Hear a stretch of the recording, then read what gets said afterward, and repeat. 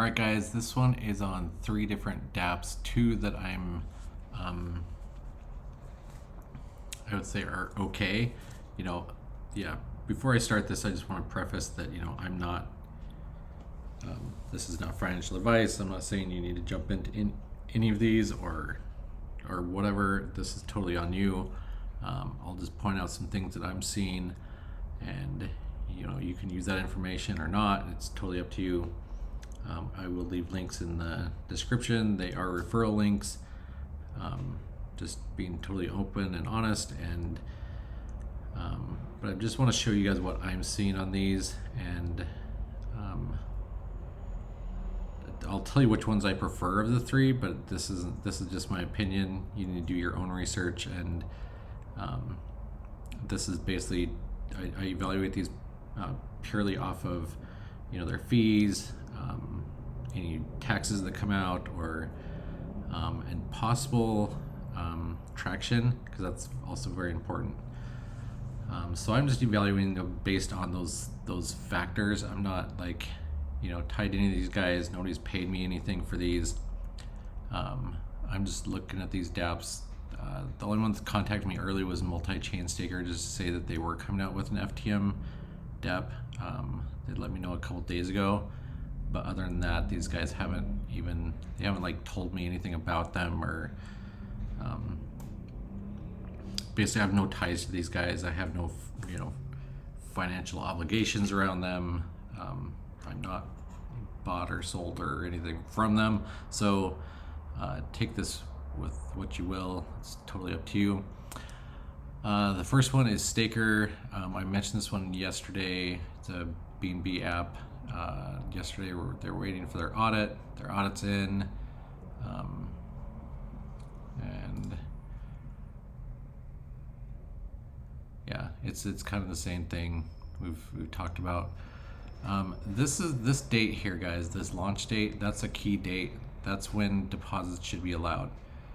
If there's deposits before this date in time, that means they went against what Hayes Crypto, what they told Hayes Crypto that they were due, and they're letting in deposits early. So watch that.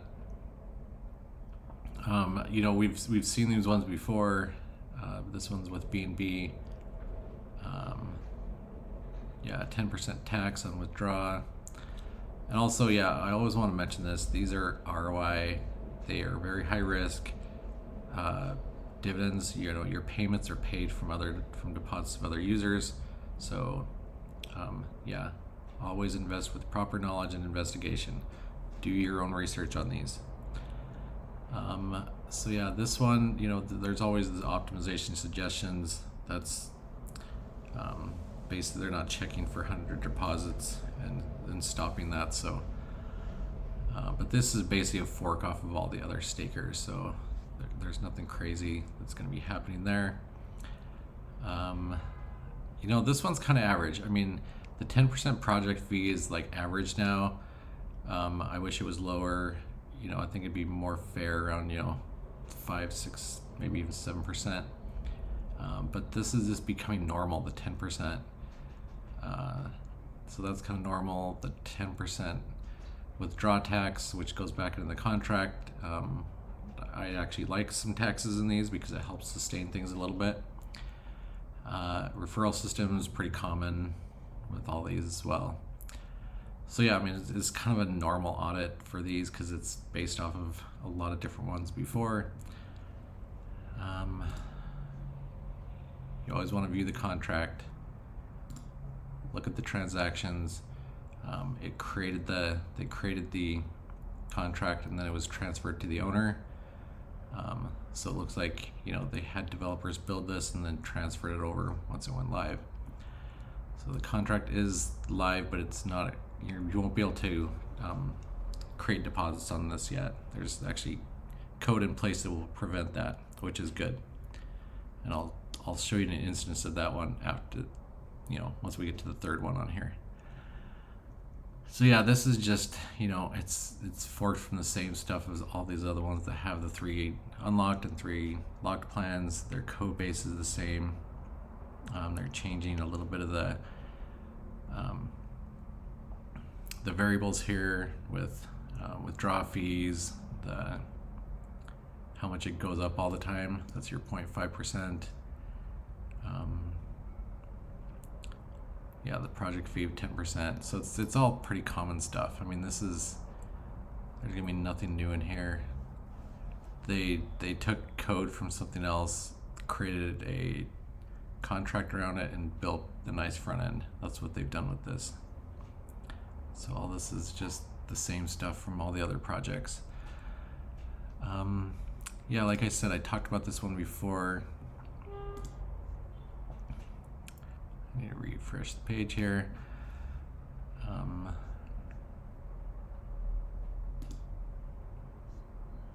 Sorry, my connection is taking a little bit here. But yeah, yeah, just be careful though, because I mean, like this one, you know, 112%. If you know, it's going to be, if you put in 100, you get 112, but you're going to get taxed 10%. So you're going to make just a few percentage off of that one. But if you wait a day or two, it'll go up. But you know, that brings up your risk. That's why everybody likes to get in this guy, the 14-day lock, because you can, after tax, get about, I don't know, make about 80% on your money in 2 weeks, which is really good. Like always, I say be careful with these ones because these contracts don't last. You know, the average is 16 days, which is 2 days after this one and before this one unlocks. So just be very wary about that. Yeah, this one's just kind of common, normal. I kind of hope it gets some traction because there's not too many really good BNB dApps out there that have a good traction.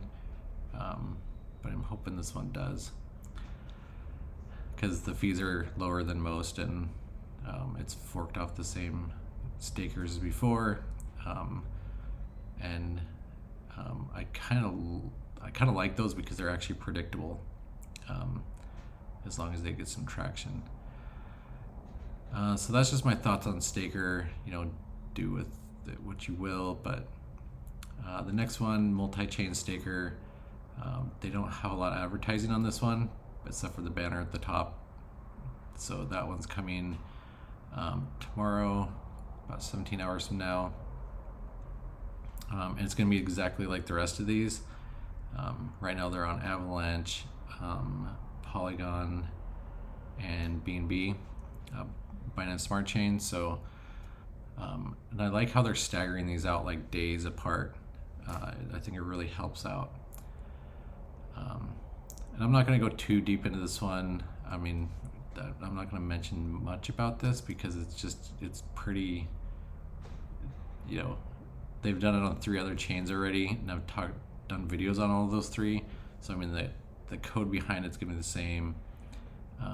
They did get an audit. Let's switch over to Phantom anyway.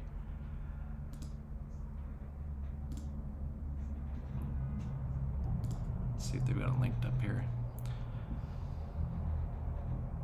Yeah, they've got the BNB one, but I know they have an audit. Yeah, here it is. They have an actual audit. It's the same as all the other ones because of what's going on. Their fee is a little bit high. It's above that 10%. Be aware of that. Minimum deposit of 20 Phantom tokens. And they actually have a maximum of 50,000. I mean, that's still a lot, but anyway, yeah. I mean, just kind of common stuff. That 15% is a little high, and that's kind of across all their chains. And I've already reviewed the contract on these ones, so I mean, if you want to jump into it, but make sure you look into these. Make sure there's a bunch of transactions coming in early. I haven't seen that in any of the other dApps across the other chains that they've done, so I don't think that's going to be a problem, but that's a good thing to double check. Alright guys, this one is a little wild. This one, Avax Hold, is I think they put a little bit of effort into the front end, but it's not I don't know. You know, at first glance, everybody's like, yeah, it looks like another one of those Stakrs, but I mean, this thing has got some problems, and I'll show you what I mean by that. Look at this owner's fee, 20%. That is a huge percent. And then, you know, compared to these other ones that we just looked at, their referral system is actually a percentage or two higher as well across the board. So yeah, that's 10% there, and then invest fee of 20%. So every deposit you make, 30% is gone. That's like an additional 10% above these other ones. So that really hurts sustainability. They say that they're going to use this, you know, a lot of this for marketing. And let's have a look at the code.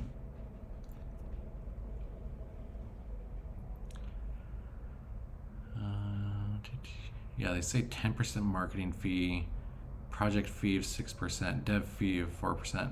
That 10%, I mean, if they get,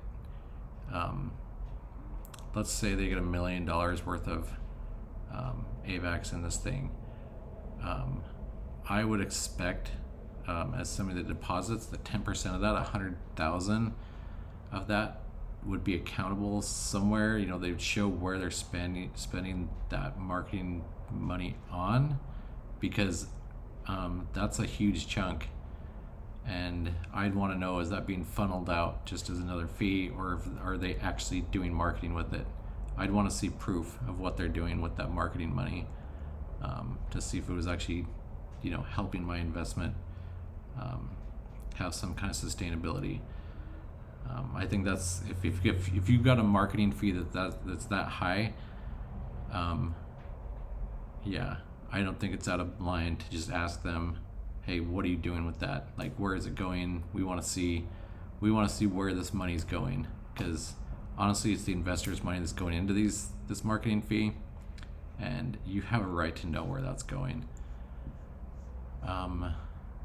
So yeah, that one's Avax Hold. But if you also noticed here, this thing's already got some transactions in here. It's got, you know, almost 6 AVAX in here already, and that's just not a cool thing. Since we're talking about that, let me show you guys how to do this.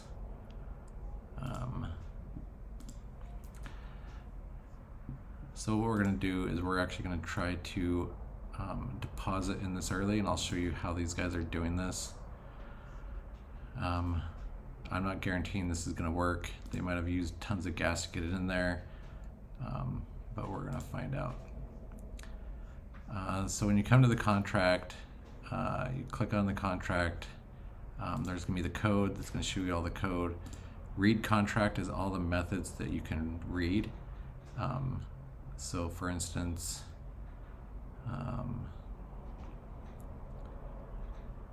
let's see, yeah, like this is the one to get the contract balance, get the contract info.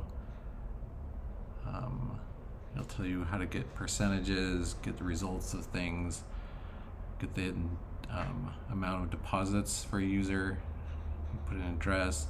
So you can do all these things that it's basically read only. You put in your an address or something, you hit query, and it runs a query against it. This other one, write contract, you actually send things up, and it does a transaction, either investment or withdraw. It's pretty simple.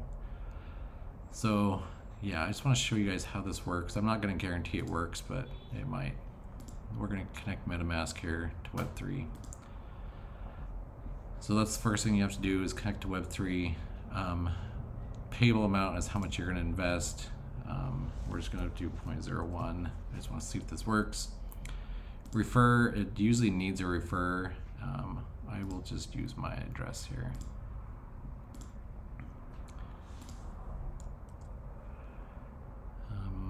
And then the plan, the way these plans work, they're indexed, and there's 6 plans. So 1, 2, 3, 4, 5, 6. So whatever plan you want to be in, just take that number, like this one. Let's go with plan 4. If we count here 1, 2, 3, 4, go to 4 and then just deduct 1, and this would be plan 3. So the reason why is because these are indexed starting at 0. So plan 1 is actually index of 0, 0, 0, 1, 2, 3, 4, 5. So let's say I want to be in that 14-day lock. You know, I want to jump in early. These guys are allowing it. You know, I'm not saying anybody should be doing this because I don't think it's actually fair for them to do it, but I think everybody should know how. So once you're connected, you say how much you're going to invest. I refer, if you got somebody's referral address or something, a buddy, you can stick that in there. Go to plan ID of the one you want to be in and click right. And we will bump up that gas, hit confirm, and that is it. We will wait for that to finish.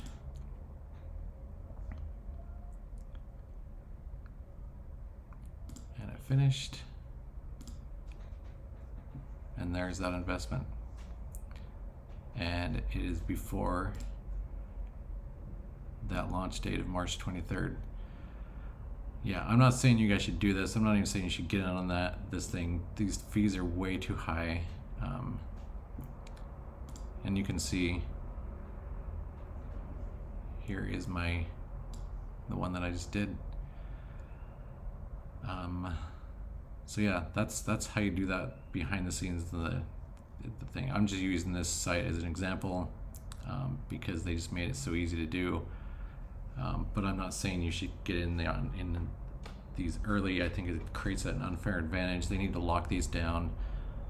Hayes needs to, you know, take their audits away from people that allow this, because it's just not fair to, you know, especially like beginner investors and things like that. So yeah, I'm definitely not saying you should jump into Avax Hold. I was just showing you an example. The fees on this thing are astronomical, but that's just a sample of how that's done. Anyway, guys, again, Stakr is coming in an hour. MultiChain Stakr is coming in just a little over 17, or a little under 17. Avax Hold, you can do whatever you want with it.